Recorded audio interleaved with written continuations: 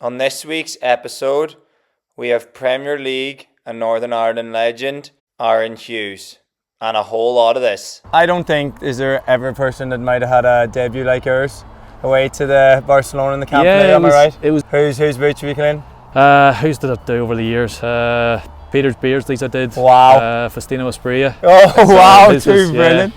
It wasn't that we didn't think he was going to be as good. I think he just came in a little bit, maybe more unknown. Okay. He wasn't as maybe a household name, and he was just incredible. Was he? You think, how have we not heard of this guy before? Yeah. Oh, that's nice. Oh, go on. That could be absolutely A1. Oh, we've got a birdie putt. Oh, right, we're gonna do a wee thing. We're gonna get his Newcastle one, his Fulham one, and his Northern Ireland one, and we'll see which is the best. Okay. Right. I think one of the most random things you were playing on a pitch when two of your teammates got sent off. Yeah. What do you remember about that day, or anything in particular? He was brilliant. He believed in youth. I think through his career as a manager, he'd always invested in youth. Believed that youth were the way forward in a sense, mixed with good experienced pros. Okay. Oh yes, we'll just play your drives every day. Perfect. Is that okay? So hi guys, welcome back to another episode of Jack's Tea Time Talks. We're up at the Galgorm here, just outside Ballymena, and we are delighted to have Northern Ireland and Premier League legend Aaron Hughes on the channel. Thanks for coming on, Aaron. Not at all. Thanks for having me. So we had a brief discussion here.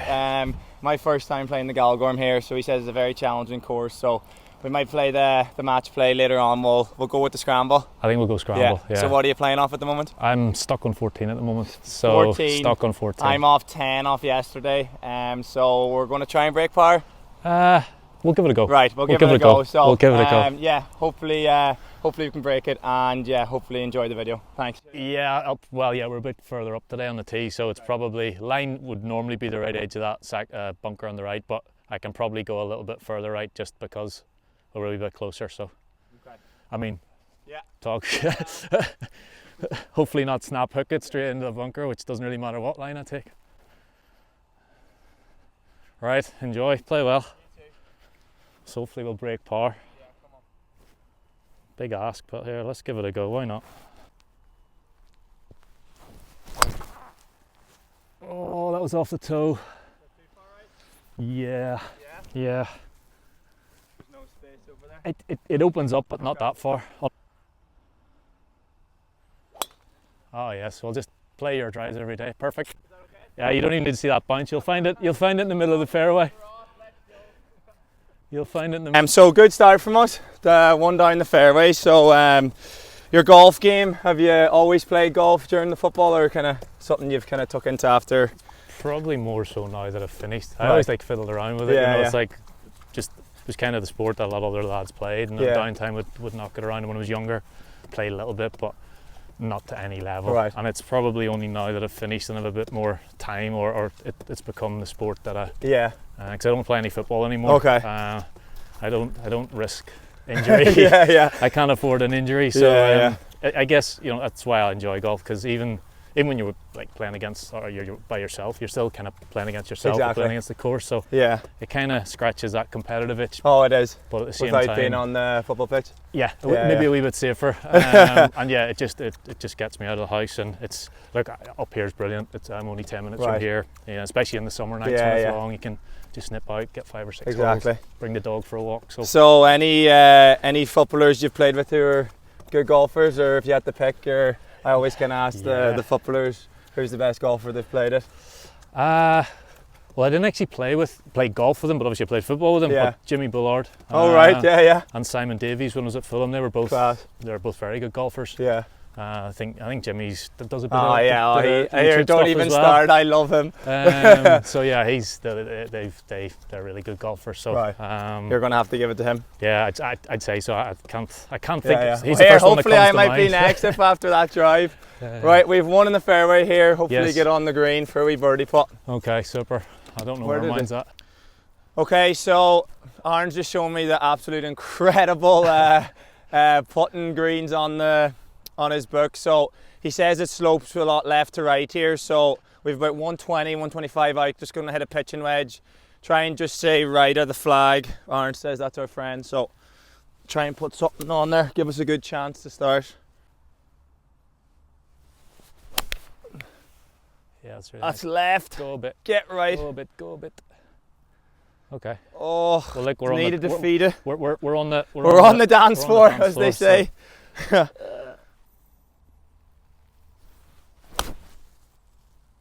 Oh wow. Get right a wee bit. Oh, too wow. big. Wow. You in the gym this morning? We've won up there. That looked absolute money too. Wow. If we keep hitting fairways and irons, well, I know, putting for dough, isn't it? That's the main one. Yeah. So, Aaron must have did extra uppers in the gym today. It was on perfect line, but just maybe a wee bit too much. So I'm short left here, sloping a lot left to right. So as we said, the boys, the greens here are in phenomenal shape. So just something down there. Just going to try and trickle one. Yeah, it's not bad, you know. If it stays up, keep your head up. Sit. Yeah, Sit. Listen, at least you're underneath the hole. Yeah, we take it. I'll mark that. You'd much rather have that coming back up. Yeah. Right, Aaron, come on for the wee birdie dance to start.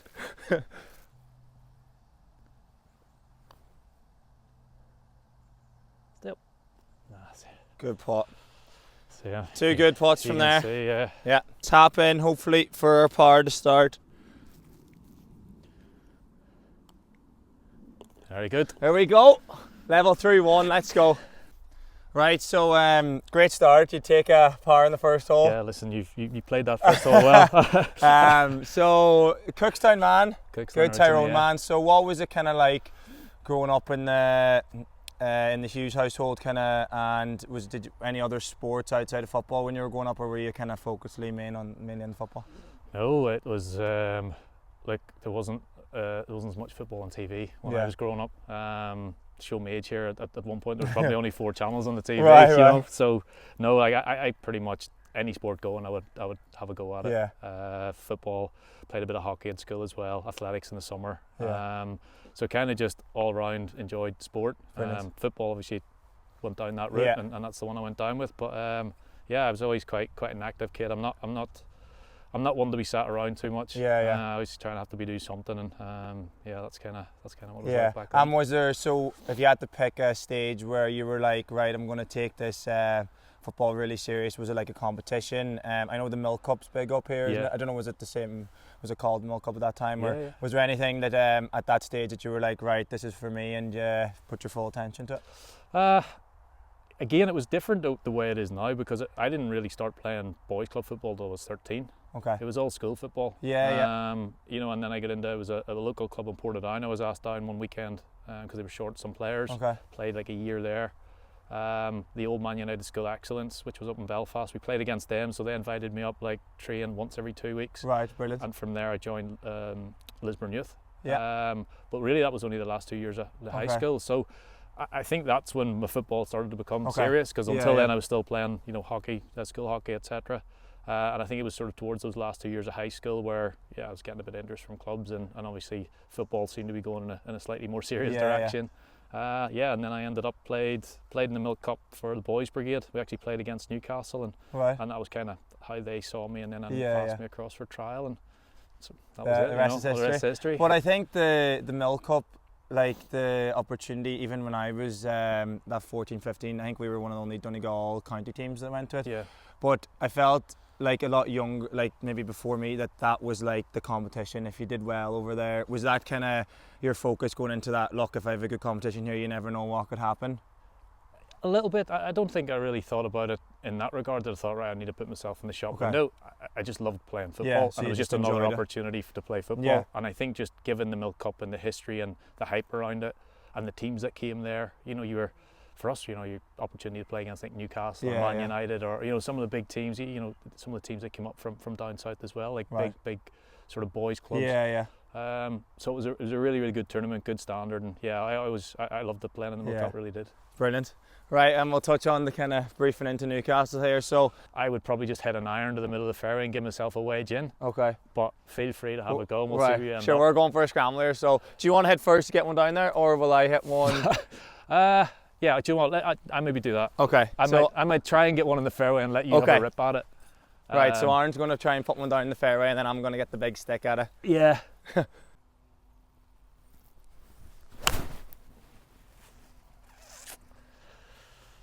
Don't think that's helped us any. It's okay. It's the past them trees. Turn a wee bit. Is that in the bunker? Yeah, probably. That distance, I might even fly it. Yeah, I think Straight you're straight in. That's okay. So we were actually talking. The Northern Ireland Legends Tour was here during the summer, and I was like to Aaron, I was like, "Oh, did you even play in it?" And played the pro-am and got lucky enough to play the actual comp. Yeah, I played. So there was a couple of pro-ams. We had a lot of ex-footballers played on the. It was the Wednesday. Right. Or Tuesday, and then the next day was like more of a corporate pro-am, but I was invited to that too. Right. And then the actual event, which is a 3-day event for the pros, the amateurs play the first two days, and then if you're in the top 15, you get, you make the cut for Sunday. Yeah. Unfortunately, I didn't make the cut. Right. I didn't play great, to be honest. Didn't give myself way too much to do on the first day. Okay. But it was an unbelievable experience. The course was immaculate. Who did you play with, or did you? Guy Carl Sunnison. Okay. In the pro-ams we were out with David Hall. Oh, class. He was brilliant. Yeah. He was brilliant. So he's the commentator on Sky, isn't he? Yeah. So that was really good. Just look, it's more just seeing those guys, up close and seeing how they hit it, and like even if essentially they're a little bit older now, they still strike it pure and still get distance. So I think because our manager, I think he was up one of the days. Yeah, he played. Yeah, he was playing, and he was saying that it was like some Norwegian or Swedish lad. And he was telling him how to swing, and Jim gets in his own head. He was fuming off it. It was so funny. Yeah. So I think I'm in the bunker here. Aaron's. Yeah, I think I'm down in the rough. I'll get mine. We'll have a wee look and we'll see. I'll go find mine. Right. So I was in the bunker. Aaron's short right. So what do we have out, Aaron? I've just got my 56. 56. Okay. Yeah. You want to stay left of it? Did you say? Probably right. Okay. I would say right of it. It's not too bad. It's pretty flat. Well, flattish where the pin is. So can pretty much go straight at it. Yeah. Go. Wee bit short. Just a wee bit. Just call under. That's the joys of winter golf. Go. Short again. Yeah, it's better. Yeah, it's alright. Go on. It's soft, so it is. Yeah, it's really, really soft. That first bit you're on, and then after that it'll. Okay. Again, it's subtle, but it will turn. Right. So we've another birdie putt. It's good, 20, 25 feet, bit left to right. So going to try and get something down there so Aaron can go right at it. Still. It's way. Yeah, Wow. Right.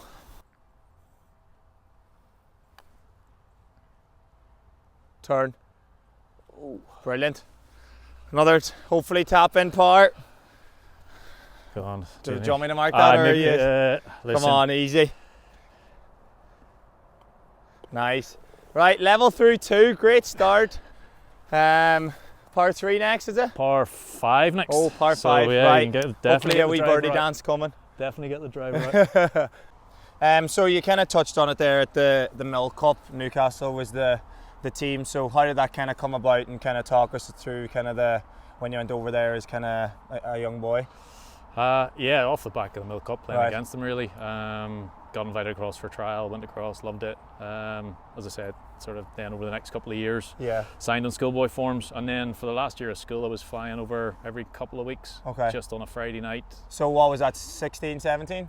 Or was it even more? 50 was before I left. So because I left full time in 16, but sort of the year leading up to it, they would bring me across sort of every other weekend, just to play with the youth team, just to start getting used to getting across as well, which I thought was a big help.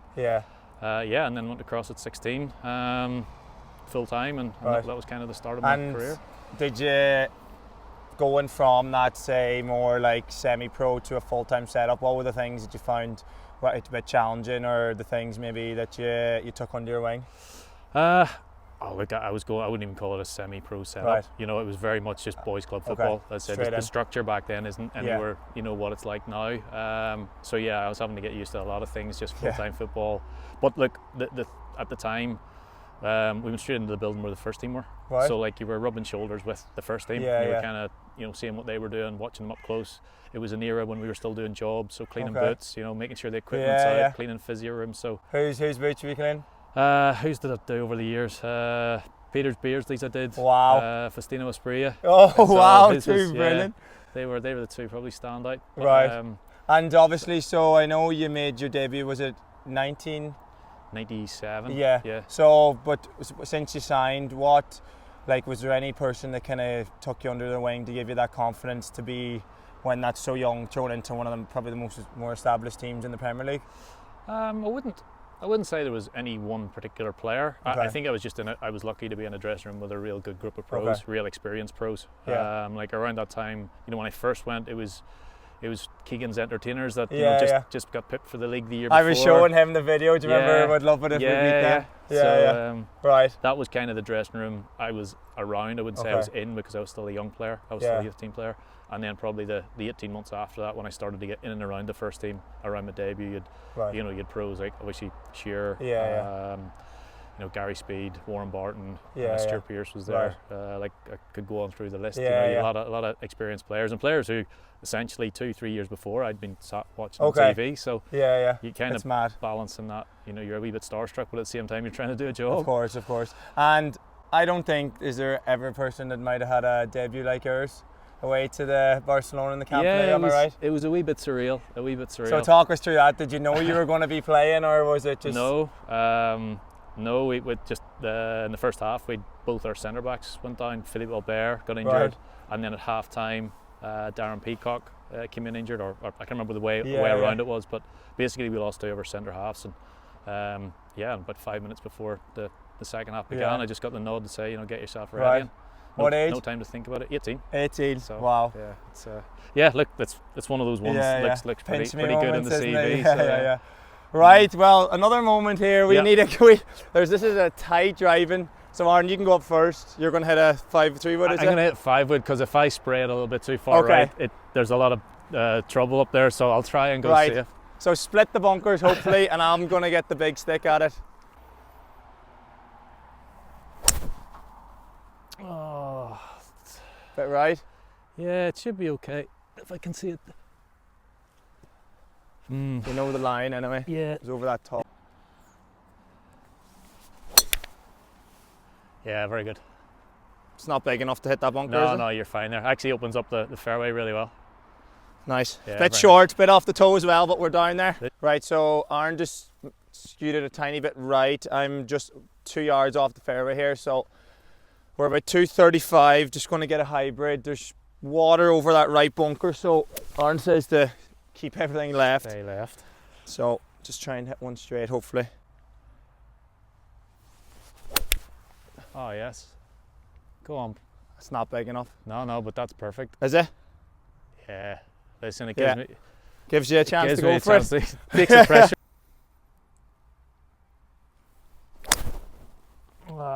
Sally runner. Okay, so hit a good hybrid, just 20-25 yards short of the green. So we're trying to get up and down here for our first bird. Green looks pretty simple, so Aaron said we can throw it right back there. So I have a 60-degree. So short.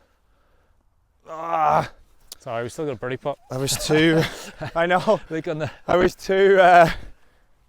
I'll let you fix that first. Yeah, and then I'll I come was off of that. too. It's quite like look Yeah, how soft it is. I know. Yeah, it's really soft. Very soft. Oh no, that's so. Soft again. Oh, We've given ourselves a tough opportunity. that was off. Right, 2 per chips from where we were, but we said we'll blame it on the soggy yeah. conditions. Right, we've a long birdie putt here, wee bit left to right. Let's try and get something down there. Stay up. Sit. Oh, too hard. It's actually quite quick, isn't it? Yeah.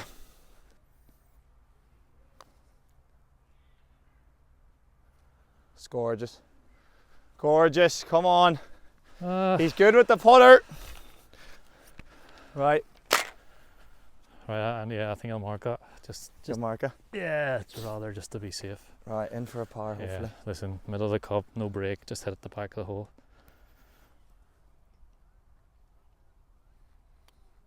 Nice. Right, level through 3. Good start, good start. Right, Aaron, just talk us through it. It's a kind of river running through, is it? Yeah. So I actually might just wait because they're just still this side of the. Not that I'm going to hit it that far up, but I'll just let them get the other side. But yeah, pretty much where that young lad is kind of like the end of the fairway. Then you've got the river. Okay. Before the green. So what do you have? Are you 6 iron? I just got a 6 iron. Yeah. Punch one up. Try and just get it up somewhere in the middle. Yeah. From what we've played 3 holes, this is definitely one of the most picturesque golf courses anyway. So yeah, we've got a good day. Yeah. No wind, no rain. Exactly. Not yet anyway. So. Right, come on, 6 iron, let's go. Oh, it's clean. It's a wee bit toey again. To but left? It's all right. No, it's all right. That's fine.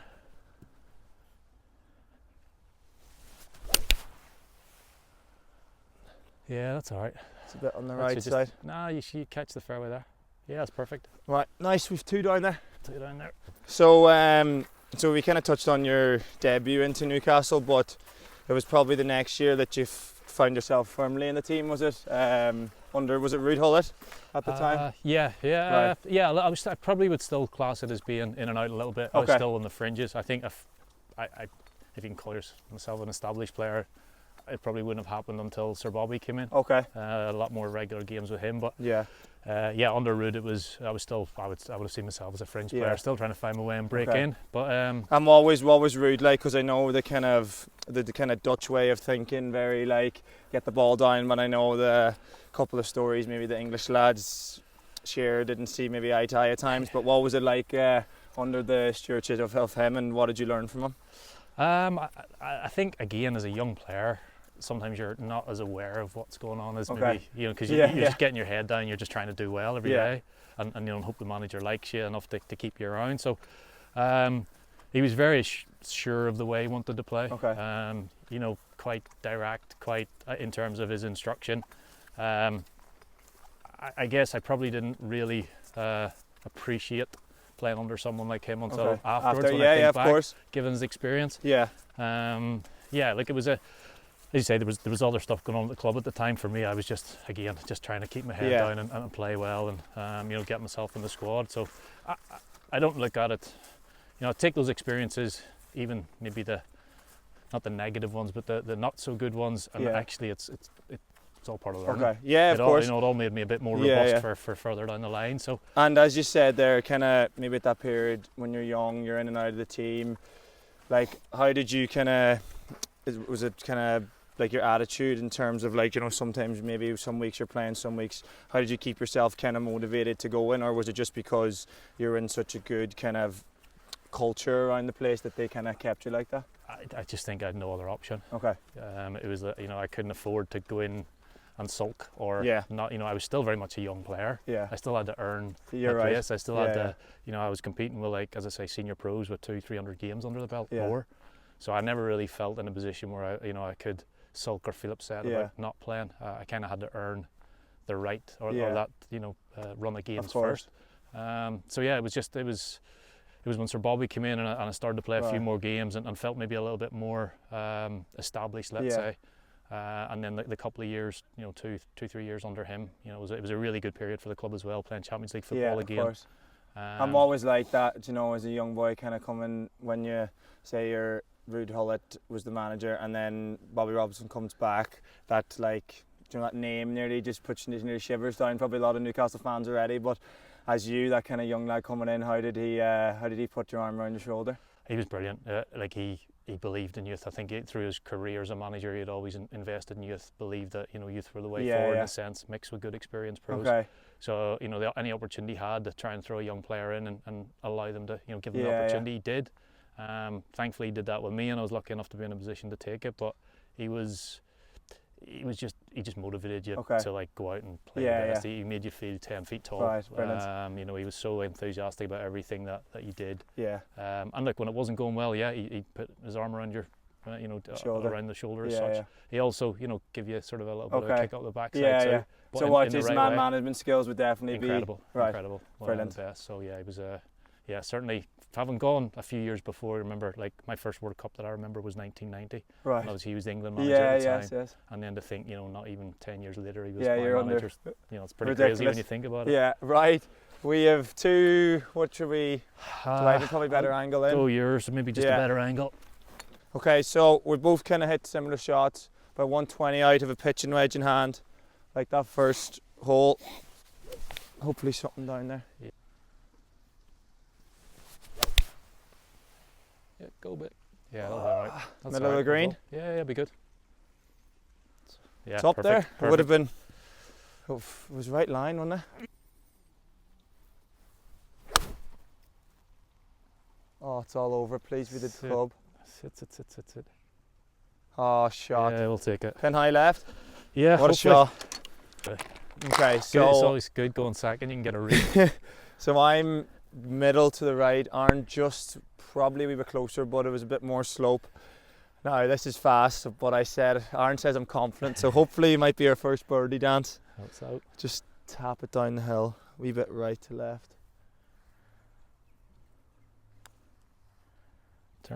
Turn. Sorry, it's a good weight. Oh. Yeah, listen, it's a tap. I'll tap that in just so that you can go for it. No worries. Right. We're in for par anyway. Aaron don't think it was. Didn't really turn, did it? No. It stayed. It's held its line. I'd say maybe if even just about that, but yeah, we'll see. Turn. No, it's away. Oh, too much. Great putt. Yeah, listen, it's another par. Another par. We're flying with the pars. That's level through 4, isn't it? Yeah. So 5 to go. Right, so we're level through 4. Good golf. We're just waiting for a putt the hole, aren't we? So just join in. no stop. So we're just to kind of finish off on your Newcastle stuff. Obviously Bobby Robson, and then you finish off with Souness. Them Champions League nights. Was that the kind of the memories that you look back fondly of when you're at Newcastle? Yeah, definitely. I think Newcastle, it's a big club, and I think there's, for me, I'd say there's very few places better to play when it's going well. Okay. The atmosphere, the noise, the European nights, Champions League football. Any new European nights that stand out for you in particular that you're like, wow, that was rocking? Or yeah, we beat Juventus one year. That was a pretty big night.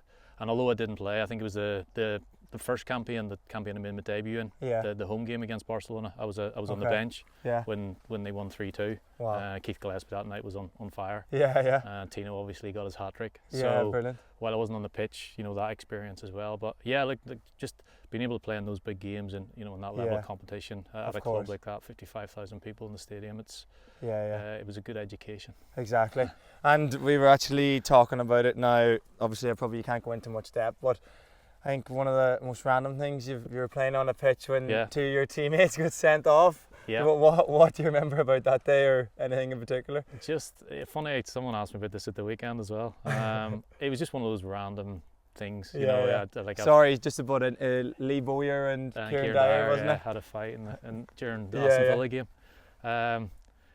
In a good way, it took the attention off, that we didn't play well that day. But no, it was, sometimes you see them in training, and they're a little dust up and they come and go, but you never really see them on a pitch like that. So yeah, unfortunately, that's what that game's remembered for. But and there's a few words afterwards, but it happens. It's one of those things. It's just a mad thing to be on the pitch. Because actually one of the boys in the team who'd be a big Northern Ireland fan was like, "Oh, he definitely didn't play," and I was like, "Well, I can ask him and see." Definitely did. Exactly. So we have a par 3, 165 or something. So Aaron's going to hit a. Am I going first again? Or do you want me to go first? I'll go first. Have a go at it. See what you're a little bit more consistent than me, so you might take the pressure off me rather than me put the pressure on you. He is an 8, I have a 7, so we're going to obviously try and play for the middle of the green. Yeah, that Galgorm Castle sign in the back. Okay. Yeah, you kind of just up again. Everything, it'll start to. It'll land soft, but it sort of runs down to the right hand side. Yeah. So bunkers left and right. You want to stay left of it. So, right, have a 7 iron. Going to try and hopefully get something down there. Oh, that's nice. Oh, go on. That could be absolutely A1. Oh, we've got a birdie putt. I might not even play. Oh, that is so bad. Leave it toey. It's all right. Oh my word. All that hype. Aaron says the next hole is probably if there's any hole in the front nine that's trouble. So this would be huge. Big birdie putt. Going to be probably straight, if not a wee bit left edge. Try and get something down there. Go. Oh wow, Jack didn't hit it. It's all right. Oh, birdie putt, leaving it short. Any chance? Oh wow. Oh, that is bobbly. Yeah, it sort of jumped Didn't up, it? Yeah. Right, we're not making these putts count, but we're still playing good golf. Yeah, listen. We take a par. It's the first time I've ever been level par around here. Okay, so we're gonna move on to kind of your Villa and your Fulham days, but first, so we're gonna do your best five-a-side team from the players you play with in Newcastle, and you're the manager. So who are you having in net? Shay Given. Oh, good old Irishman. What are you gonna play? You gonna play two at the back or one at the back or? I'm gonna go with Jonathan Wood Gullit Right. as a centre back. By himself. Yeah, he could probably do the job by himself. Why? Animal or? He was just he was top player. Incredible. Midfield. Midfield, I'm gonna go with. Geez, you've had some picks. Well, actually, I'll jump.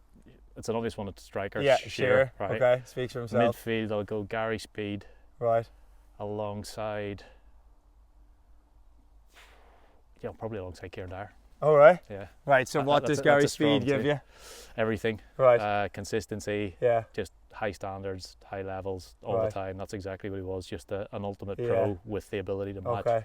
And Kieran Dyer with a bit of flair. Kieran, bit of flair, can take players on 1v1. Yeah. You know, lots of chances. Obviously, Alan. Yeah. Just scores does all what the he goals. does. As I say, Wood Gullit was incredible. incredible. And then big Shay at the back. Not a bad shot. He's a Donegal man. Yeah, so right, we're gonna do a wee thing. We're gonna get his Newcastle one, his Fulham one, and his Northern Ireland one, and we'll see which is the best. Okay. Right. So Cool. This is the par 4. It's like a dog leg left to right. So Aaron's gonna hit an iron down there. Yeah. Well, hopefully into the fairway, and then I'm gonna. We'll see how it goes. But we're playing good golf. Five level through 5. Aaron says it's the first time we've ever gone level par through 5 here, so we'll take it. Yeah.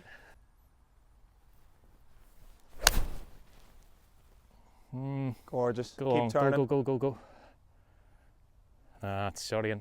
It's off the toe again. I don't know what's happening today, but I cannot hit the ball at him. Beauty. All right, walk on. We'll find it in the middle of the fairway.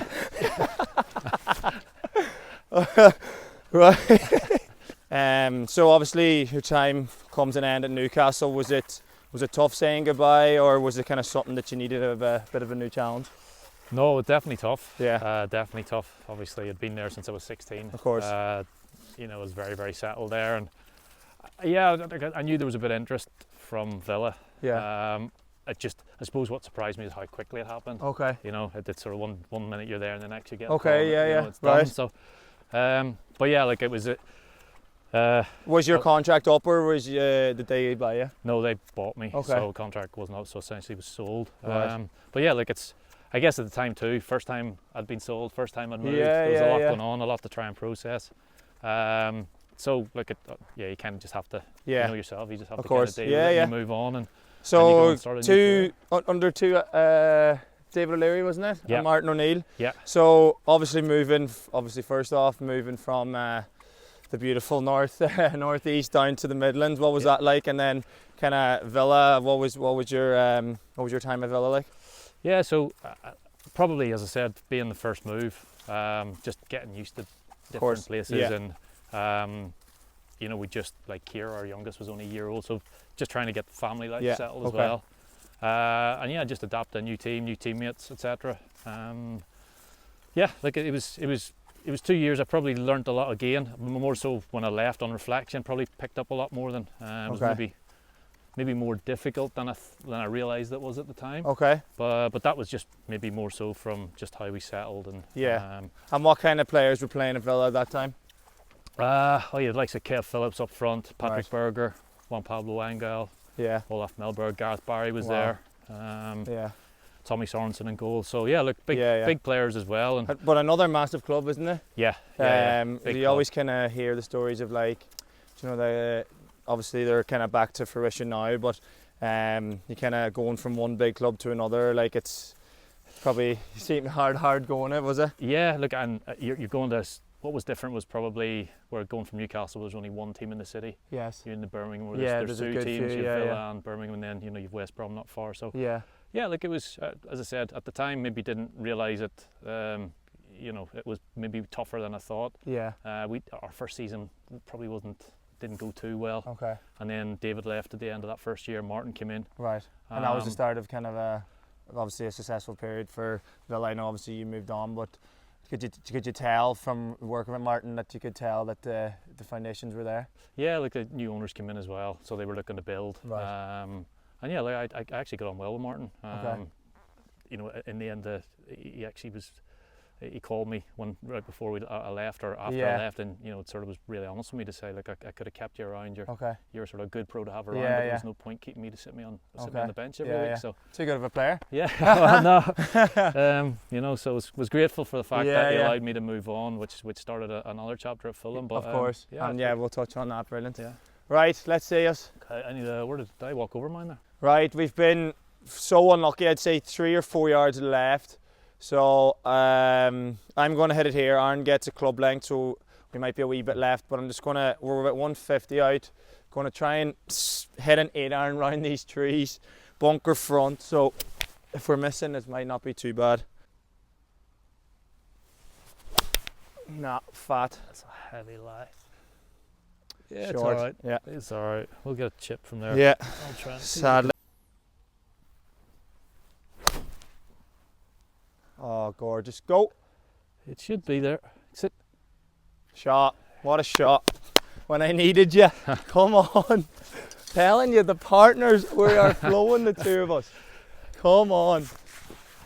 Right, so Aaron's hit an absolute worldly. Another birdie putt. We cannot complain. We just need one of these to drop. It's probably just right side. Just going to trickle it down, hopefully again.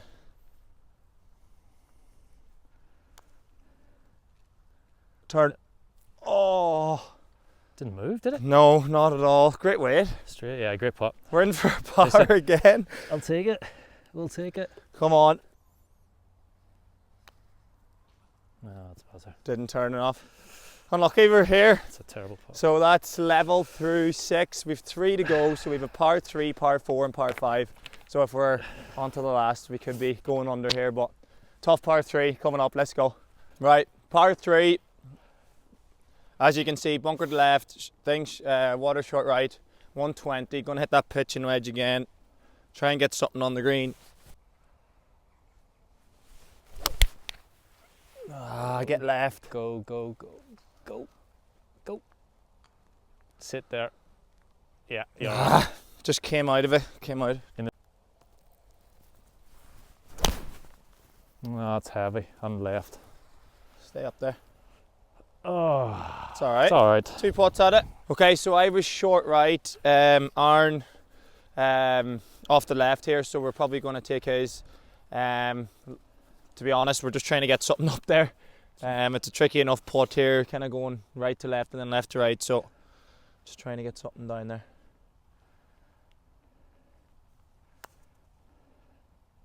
Yeah, great putt. Go on, turn back. Go.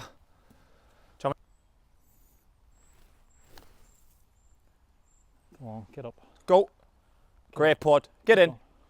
Oh, tap in pars, Aaron. We love to see it. Go on ahead. That's his own par, by the way. So if he says he's not contributing, there it is. Brilliant. Right, that's another par on the board. 2 to go. Fantastic. Par 4, par 5. We're going to do this. Come on. Right, so we're happy enough how we're getting on so far? I say I've never been par this far around 4, so I'm more than happy. And what do you think? Looking with 2 holes to play, what are our chances? Yeah, again, this is a tricky one. Like we could do it par here. I'm confident we get par here, and then the next hole actually is a scoreable. have a good feeling. Okay. The way you're driving the ball, I have a good feeling about the ninth, so we may even finish under. So going from Villa to Fulham, as you said, Fulham bought you, am I right? Yeah. Yeah. So what was that like? Obviously moving to a big city, London. What was your kind of memories of your start off there? And how did that kind of come about? I know, was it Laurie Sanchez? Was the manager at the time? Laurie had been Northern Ireland manager. Okay. Obviously had moved to Fulham about 3 months before the end of the previous season. Managed to keep them in the Premier League. So then in the summer, brought myself, David Healy, Chris Baird. So there's 4 of us. So right, brilliant. And it was a different move. I was ready for that move. Okay. I think because it had maybe a difficult year before at Villa and not played as many games. I think I was ready to move, new challenge. And like Fulham's, it's an incredible club. It's an amazing club, a really well-run club, good people at it. Didn't take me long to settle in. Obviously a difficult first season we had there. We just avoided relegation. Of course, stayed up on the last day.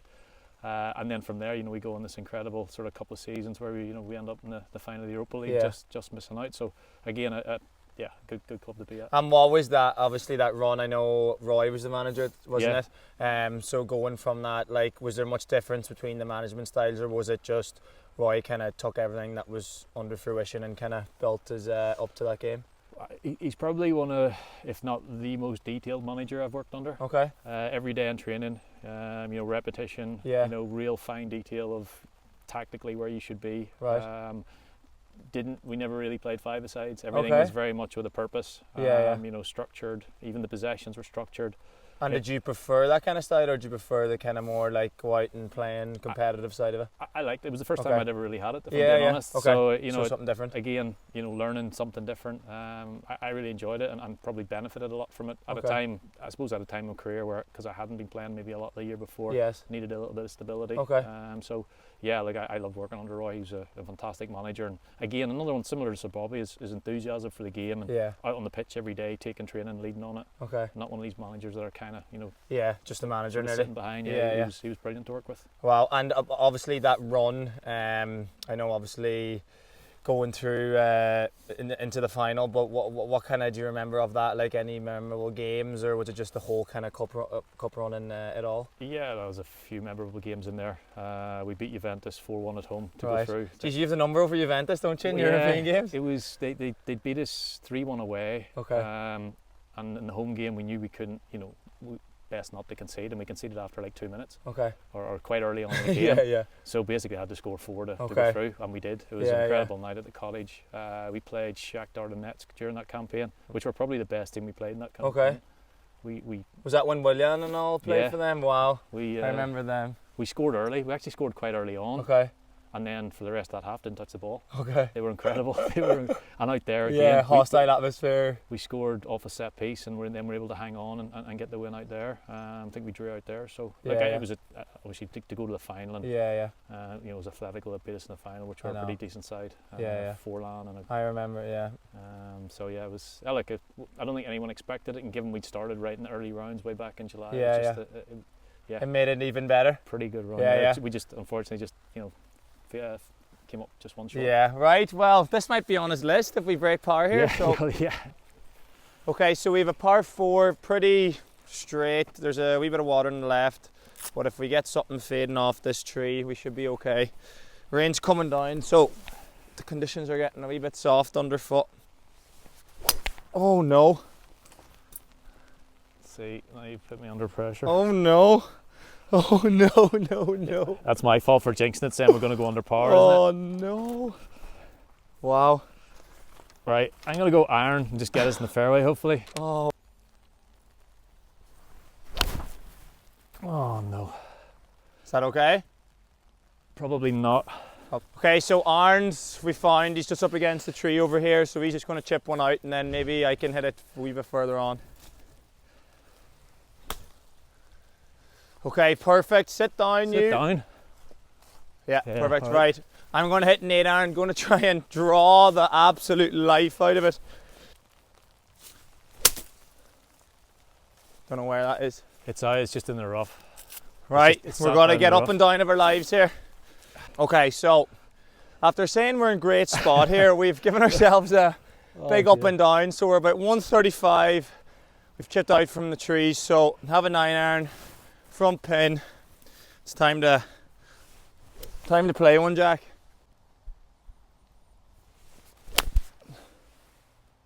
Go. Short, go. Go. Oh, soft lies in it. So yeah. Oh, same thing. Too steep on Get it. up though. Nah, it's not there. It's probably the same. Oh, so actually, Bio, the cameraman, actually asked you one of the most the players who you didn't think was going to be as good for Fulham. Who was that? Moussa Dembele. Yeah. It wasn't that we didn't think he was going to be as good. I think he just came in a little bit, maybe more unknown. Okay. He wasn't as maybe a household name, and he was just incredible. Was he? You think, how have we not heard of this guy before? This guy, technically, just so good on the ball. Strong, everything, powerful. Yeah, and you could see why there's a lot of interest in him. After that first season of Fulham. Yeah. So we're going to finish off now with your best Fulham five-a-side again. So is he making it? This is tough. This is really tough. Right, so keeper? I'd have to go Mark Schwarzer. Okay, brilliant.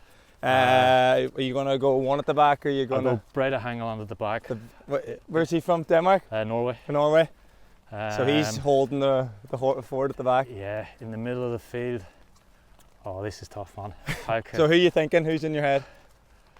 Well, I've got Danny Murphy, I've got Dixon Atu, and I've got Moussa Dembele. Different midfielder. I've got Steve Sidwell. I've got to try and get two from that. Plus, I've also got to try and fit Damien Duff, Clint Dempsey, and Bobby Zamora up front. Oh, he's. So, we'll stand here. Sorry, just watch your. All right, oh man, this is hard. I've got to get Duffer in the side. Duffer can't not be in the side. Right, so Duff. So he's going to have to go into midfield. Okay. And probably then Moussa Dembele. Right, so Duff and Moussa, and then up front. Are you putting Bobby in? Or are you going Dempsey or? Yeah, this is too tough, man. And AJ as well, Andy Johnson as well. Oh yeah.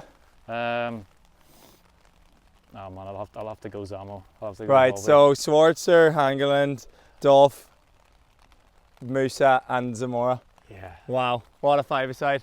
Right, I'm leaving out some good players. I'm leaving out some good players. Any notable mentions? Anyone else? Like Clint could easily. Okay. Clint Dempsey was an animal. Yeah. And the goals that he scored for us, he was so competitive, like so good to have on your side. Yeah. One of those like you'd hate to play against them, but you love having him on your side. Yeah. Real good like technical ability, one-on-one. Steve Sidwell as well. Danny Murphy. And Hangeland, sorry, mentioned that. Did you find you felt a good partnership with that back four especially? Yeah, like again, a lot of that came down to the work we did under Roy, just the day-to-day, repetition, building partnerships, consistency. I loved playing alongside Brad. You know, he was such obviously his presence. Of course. A great understanding of the game, and you know we got on really well off the pitch as well, which obviously plays a big part too. So yeah. So what if, say, if the younger generation, if you had to describe the way that you played, obviously for a centre half you'd be probably classed as fairly small, would you be? Yeah. So obviously your game intelligence would be fairly high. Would that be something you kind of would say? I had to learn maybe more so how to read the game. Try and stay away from duels at times. Certainly playing alongside Breda, got targeted a lot. The higher balls.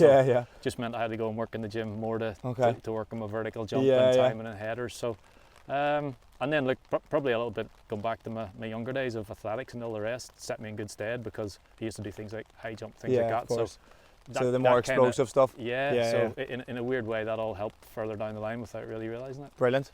Right, we've got to get up and down here for a bogey. We are in trouble, sadly. Big trouble. In our fourth shot here, we need to get up and down, so if we get a birdie we're going to stay at level par, which we kind of hope for in the end. But right, so 60 degree, just going to try and run one on.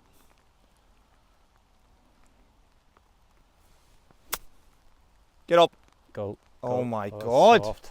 So short. Sit soft.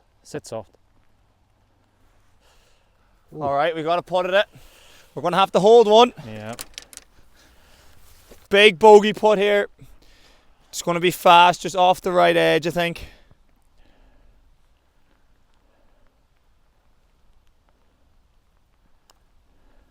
Go in. Go. Yes! Come on. Yes! As if we're buzzing for a bogey. Right. We have one to play. It's a par 5. If we birdie it, we're staying at level, which we wanted. Yeah. Let's go. It's unreal. As if you've said that we were going to hold one. So just kind of finishing off your kind of career, you had stints in Australia, India and Scotland. Yeah. What was that kind of like? Obviously 3 very different cultures, but still probably experiences you still fond of. Yeah, I think the Australia one was a new adventure a little bit. I'd gone a couple of seasons not playing very much football. Okay. I just felt I needed something fresh and new, and the challenge came up, and I enjoyed it. It was the year before the Euros. Again, I had a little bit of issue with injuries, just my calves, which maybe took the shine off it in terms of a football point of view. But in terms of the club and the people and where we were living, it was incredible. And then where in Australia was that? Sorry, Melbourne. Melbourne City. Lovely. So great part of the world. And then going to the complete opposite in India. In India, yeah. And again, India came up with pretty much. It was after the Euros, and I decided. Initially, I thought we were going to stay in Australia for a little bit longer. Sort of retire. Yes. And then after the Euros, wanted to try and prolong my career for a couple of years. So felt I needed to come back. And then just the beauty about India at the time, it was like a 3-4 month window. So it got me playing in between transfer windows. Of course. Give me a better chance to maybe move in the January window, which it did. But again, an incredible experience. What was that like out there? Just completely different culture. It was a little bit chaotic. So where in India were you? Kerala. Kerala Blasters. Very good. But yeah, the league, it was the third season of the Super League, and they were doing the same. They were trying to bring sort of marquee players out. So you had like some Maluda, Sissoko, Del Piero was out a couple of years before. So you had these big players that were trying to promote the league, and it was just an unbelievable experience. Like the Indian lads were brilliant. I really enjoyed working with them. And we got to the final, lost on penalties, just came up short. And then obviously back to Hearts, and that's where you finished, was it? Finished up. And so then obviously looking at after football, your technical director, the IFA now, was that something in the coaching side that you were always interested in, or was it something that kind of you just came about? Yeah, I think in my mind I wanted to go into coaching. Yes. And then because I prolonged my career for a little bit, I then started to be a little bit unsure what I wanted to do. And then just after I finished, decided to maybe try something different. And then COVID hit, so everything kind of shut down. Yes. So I was doing a course. So I went and studied for a couple of years when I finished on kind of this side of the game. And then the opportunity came up. The job came up with the IFA to apply for, which I did. So I just thought, having invested a little bit of time into it, I thought, well, why not give it a go? Obviously, I've got my coaching badge as well, if that ever comes up. But yeah, and it's something I do enjoy it. It's obviously a lot different. Yes, of course. Strategy. So if anyone's like wondering like what your kind of day to day, you're basically the head of it all, more or less, aren't you? It's probably a better way to. It's just making sure everything's joined up, or trying to join everything up. So working really closely with Michael, Tanya, trying to facilitate what they need as best as possible, outside of what their roles are within the job, and then just making sure everything under that is kind of linked up, joined up. And I know there's big plans with all the IFA stuff up here, isn't it? Yeah, we've got obviously the football centre, which is just just up the road a little bit. So that's an exciting time coming. Much needed as well, just in terms of. We've been desperate for this for years, so it's good to finally see it on the horizon, and especially with with partners like this. I know. You can see how can't complain. How good it is up there. Yeah, well, best of luck. Well, obviously, I know the next window is in a few weeks, isn't it? Yeah, a few big games obviously to play. I know the Republic aren't going too well, but no, hopefully you'll do well, and we'll finish off with a bit of in your international career, because I think that's worth talking about as well. Okay, top one. Right, okay, par 5. Last hole, we need a birdie to stay on level.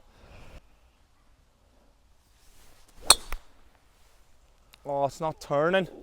Sit down softly, please. Oh, bounced up. Yeah, it's fine. Yeah, you're right, good. Oh, straight off the toe of the club again. Is there space out there? Nope. We'll be playing your ball. Okay, so going from your obviously club career to a very coveted international career, first player or outfield player to reach 100 caps, captain, obviously played in major successes, but what was kind of the early days going into the Northern Irish setup, and I know maybe talking a few big wins over England and Spain in the early 2000s. Yeah, like when I first started playing for London, it was very different. Okay. You know, I was going into the dressing room with the likes of Jim. Yeah, I've always Jim like Lenny, to all the viewers. He was, like they were experienced pros. Yes. Didn't mess around, you know what I mean? Okay. You kind of had to hit the ground running. Yes, of course. They'd let you know if you didn't. Yeah. But, that was good. It's a good education, and you know, needed that. Plus as well, they were good players. So I was going into a squad that actually probably had more Premier League players then than you know at any other time. When you look at some of the Michael Hughes, Lomas, Lennon, Magilton, Taggart, Gillespie. Yeah. You know, you go right through. So it was a completely different sort of time, and then moving on a little bit to when I sort of captained the side. And So what was that? Early 2000s, was it? 2003? Early 2000s. Look, it's transitioning. You know, we weren't very consistent in terms of qualification. Yes. You know, we'd always start with high hopes, but times fizzled out pretty quick. Of course. Obviously, one of the memorable results would be the England game. Yes. More as a one-off, just the fact it was England and that the players that they had that night. And so who was on the England team? And that was in Windsor too as well, wasn't it? Yeah, you had Rooney, Beckham, Gerrard. Lampard. Is Rooney still in the pocket there? He was. Someone else had a hold of him that night, thankfully. And then the Spain game as well, when we beat Spain at home. A couple of big nights. That's when Healy got the hat-trick, didn't he? Yeah, he was on fire. Right. That campaign, and that was probably the difference. That the Spain, it was the start of a campaign. Okay. So the result meant, you know, we were still in the group as such. Whereas England was a little bit more one-off. So who would have been in that Spain team? The likes of Xavi and Iniesta. It was that Spanish team that basically after we beat them went unbeaten for. So years. Torres and all up front. Yeah. Wow. So it was an incredible Spanish side. Yeah. They went on to be, I think they went on to win it and then won the World Cup as well. Okay.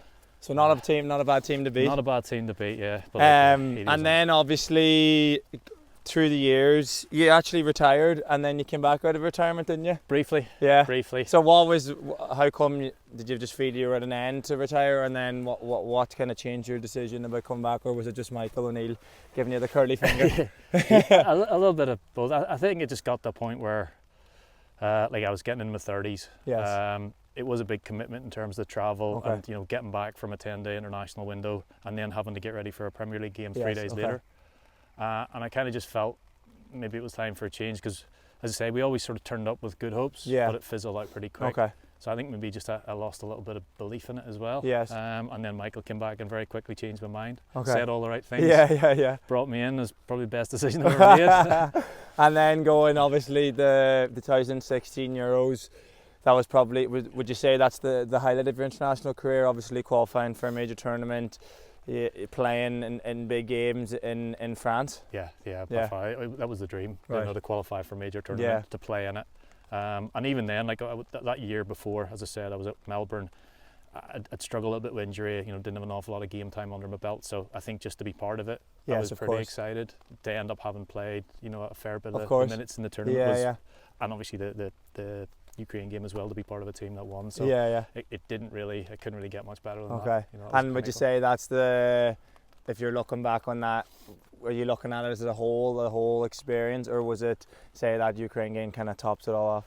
The whole experience, probably with the Ukraine game topping it off. The cherry on top of the cake. But the 6 weeks leading into it, just over the excitement, and it was just different. It was something we'd never done before in terms of, the most we spent together was 10 days in the camp. Now we were sort of living together for 6 weeks. And just, so who was your roomie?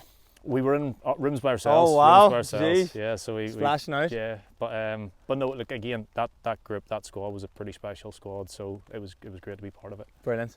Right, we have a long way out here. We're going to try and get one down. So let's see ya. 250 middle.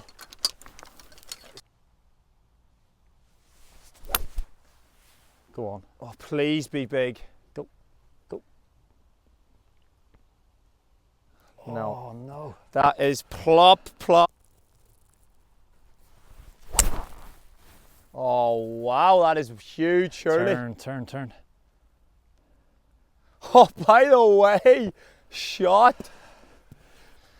Okay, so after mincing his 5 wood, so we've a good chance of getting up and down. So just to finish off, So your best five-a-side team if you're the manager of players you played with in Northern Ireland? Northern Ireland. Is my gaffer getting in, or is he? Wow. Right, so keeper. It's a tough one. So who are you between? Big Mike Taylor, who was so consistent in sort of the early years. Yes. But then Mickey McGovern was a pretty special one. Yeah. Maybe didn't play as long, but he was a real good keeper. Okay. And his performances the Euros. So yeah, I think I might go Mickey. You know. Okay. Mickey McGovern's getting in. Are you going to play one at the back, or? Johnny Evans can just do all those jobs by himself. That's a no-brainer. Rolls Royce. Yeah. Davo's a no-brainer. Who's Stephen Davis? Sorry, yeah. Healy's a no-brainer. Right. So you're gonna one more. You're gonna play an attacker or another midfielder? I'm gonna need another midfielder. So who's in your head? Chris Brunt or your? Yeah, I actually was between like Chris Baird. I mean, this is actually tough because I've got like Keith Gillespie. Yeah. And you go right back to when I first got in. You like some Michael Hughes, Jim, like top players. I might just go with Brunty for his left foot. Okay, yeah. An absolute wand of a left foot for just creating chances, delivery. So I think that's a pretty good five-a-side. Right. So if you're looking back now, you have your Newcastle, you have your Fulham, and you have your Northern Ireland. If you had to pick, which is the best one, who would you pick? Oh, that's tough. We'll let the viewers, will we? We'll let the viewers think. You know what, they can decide which they think which will win. Right. Up and down. Aaron's hit an absolute worldie, so we're just off the green here. Hopefully get a nice up and down. I'm just going to move this back, sorry. No problem. Sorry. You're alright. So what do you have in it, Aaron? I might just bump a wee 8 Aaron here and just try and get it running up on the front. It's a bit off the right to left, isn't it? Yeah. Should be.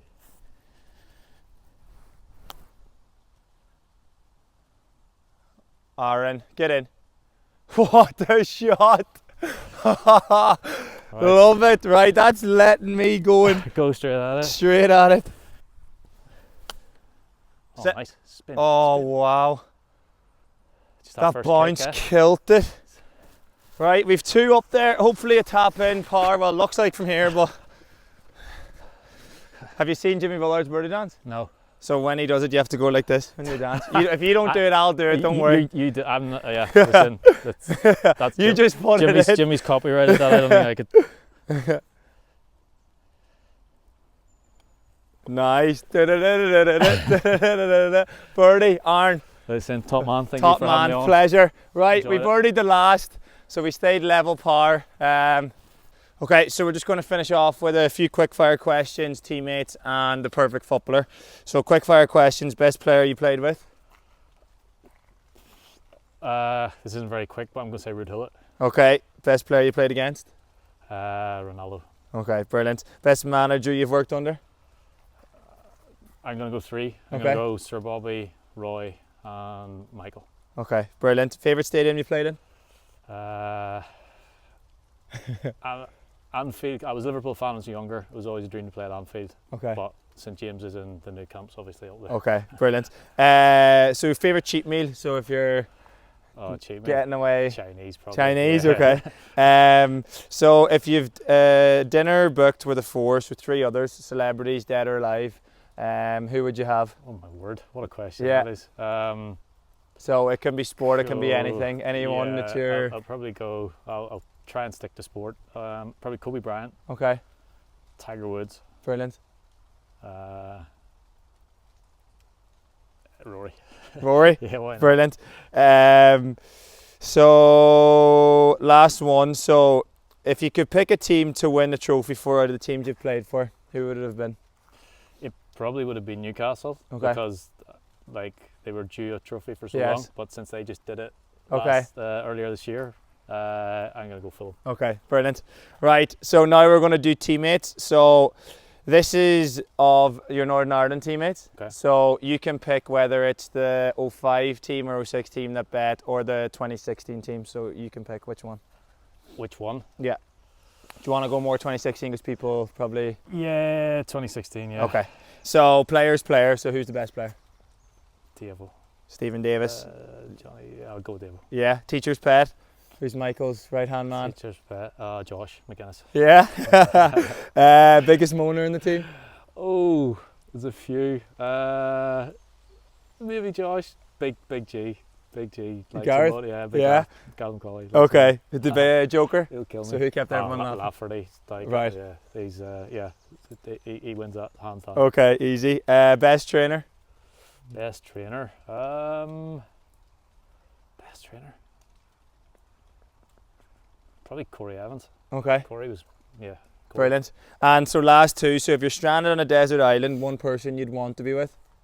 Out of that team? Yeah. So who was your kind of mate who'd get by? Probably probably Bronte or Bairdy or Okay. Big G. Yeah, there's probably a few of them I could. Yeah. They weren't And now who's you're not having, so who's? Last. Okay. Kyle Lafferty. You don't want to be stuck on a desert island with Lafferty. Right, Kyle Lafferty's not getting it on a desert island.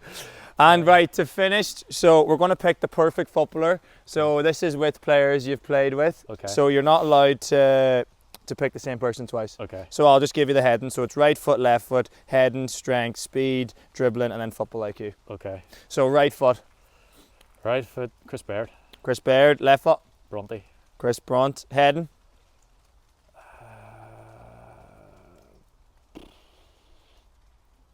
I'll go Breda. Yeah. Yeah, he was. The big Norwegian. Strength.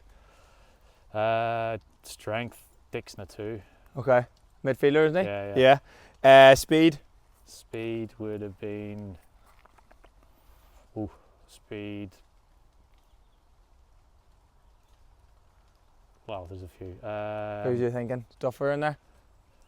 Duffer would have been there. Actually, Woodgate was quick. Right. He was deceptively quick across the ground. But like, if you're just out and out pace, I played with Ivan Sproul for Northern Ireland. He was rapid. Okay. You giving it to Ivan? I'm trying to think who's the quickest.